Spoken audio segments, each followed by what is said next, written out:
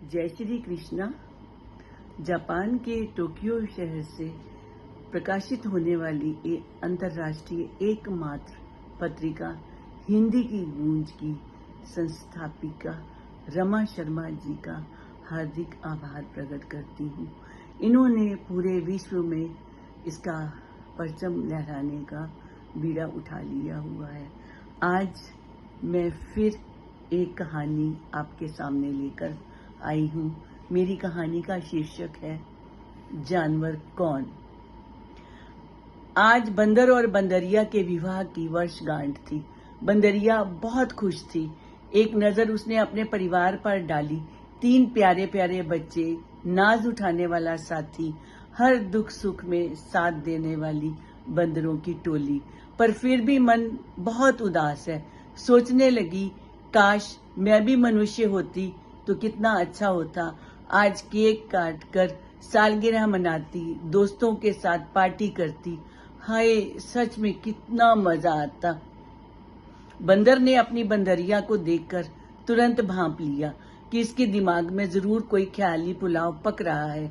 उसने तुरंत टोका, अजी सुनती हो, ये दिन में सपने देखना बंद करो, जरा अपने बच्चों को भी देख लो। जाने कहाँ कब से भटक रहे हैं। मैं जा रहा हूँ बस्ती में, कुछ खाने का सामान लेकर आऊंगा तेरे लिए। आज तुम्हें कुछ अच्छा खिलाने का मेरा मन कर रहा है। बंदरिया बुरा सा मुंह बनाकर चल दी अपने बच्चों के पीछे। जैसे जैसे सूरज चढ़ रहा था, उसका पारा बढ़ता ही जा रहा था। अच्छे पकवान के विषय में सोचती तो मुंह में पानी आ जाता। पता नहीं मेरा बंदर आज मुझे क्या खिलाने वाला है। अभी तक तो आया ही नहीं। जैसे ही उसे अपना बंदर आता हुआ दिखा, झट से पहुंच गई उसके पास और बोली, क्या लाए हो जी? मैं तो बहुत भूखी हूँ, दो ना मुझे। अरे ये क्या, तुम तो खाली हाथ आ गए हो। बंदर ने कहा, हाँ मुझे कुछ नहीं मिला, यही जंगल से जाके कुछ लेकर आता हूँ। बंदरिया नाराज होकर मुंह फुलाकर बैठ गई। नहीं चाहिए मुझे, कुछ भी नहीं चाहिए। सुबह तो मजनू बनकर घूम रहे थे और अब क्या साधु बन गए हो। बंदर ने कहा, अरे भाग्यवान, जरा चुप तो रह लिया कर, पूरे दिन कच कच कच कच करती रहती हो। बंदरिया ने कहा, हाँ हाँ क्यों नहीं, मैं ही तो ज्यादा बोलती हूँ। पूरा दिन तुम्हारे परिवार की देख रेख करती हूँ, तुम्हारे बच्चों के आगे पीछे दौड़ती रहती हूँ।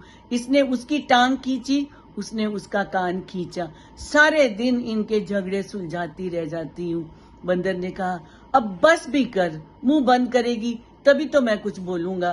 गया था मैं तेरे लिए पकवान लाने शर्मा जी की छत पर। रसोई की खिड़की से एक आलू का परांठा भी झटक लिया था, पर मैंने तभी शर्मा जी की बहू, बड़ी बहू की आवाज सुनी। वो कह रही थी, अरे अम्मा जी, अरे अम्मा जी, अब क्या बताऊं, ये और बच्चे नाश्ता कर चुके हैं, मैंने भी खा लिया है और आपके लिए भी एक परांठा रखा था मैंने, पर खिड़की से देखो बंदर उठा के ले गया। अब मैं क्या करूं, फिर से चूल्हा चौका तो नहीं मैं कर सकती। अब आप देवरानी जी के घर वहां चले जाइए और वहां जाके खा लीजिए। अम्मा ने रुंधाए से स्वर में कहा था, पर मुझे दवा खानी है बेटा, मुझे खाने के लिए दे देना।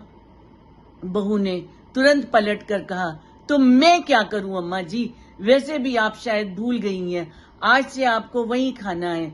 1 महीना पूरा हो गया आपको मेरे यहाँ खाते हुए। देवरानी जी तो शुरू से ही बहुत चालाक है, वह नहीं आएगी आपको बुलाने। पर तय तो यही हुआ था ना कि 1 महीना आप यहाँ खाएंगी और 1 महीना आप वहां पर खाएंगी। अम्मा जी की आंखों में आंसू थे, वह बोल नहीं पा रही थी। बड़ी बहू फिर बोलने लगी, ठीक है, अभी नहीं जाना चाहती हो तो रुक जाओ, मैं 2 घंटे बाद दोपहर का भोजन बनाऊंगी, तब खा लेना। बंदर ने बंदरिया से कहा, भाग्यवान, मुझसे ये सब देखा नहीं गया और मैंने परांठा वहीं अम्मा जी के सामने गिरा दिया। बंदरिया की आंखों से आंसू बहने लगे। उसे अपने बंदर पर बड़ा गर्व हो रहा था और वह बोली, ऐसे घर का अन्न हम नहीं खाएंगे जहां माँ को बोझ समझते हैं।